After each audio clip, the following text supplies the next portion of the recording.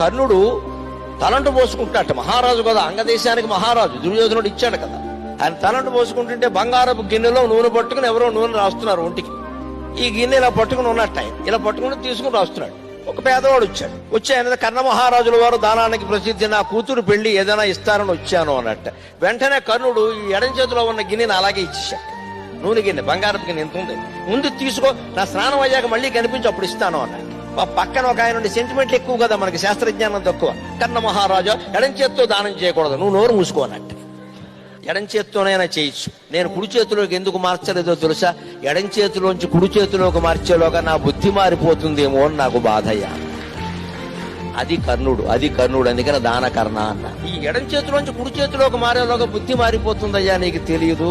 పక్కన ఎవరో ఉండి ఇది కొంచెం ఖరీదైన గిన్నె, లోపల నుంచి వేరే గిన్నె పట్టుకొస్తానంటారయ్యా, దరిద్రం అయ్యా, ఇది ఇస్తానన్నది ఇచ్చేయాలయ్యా.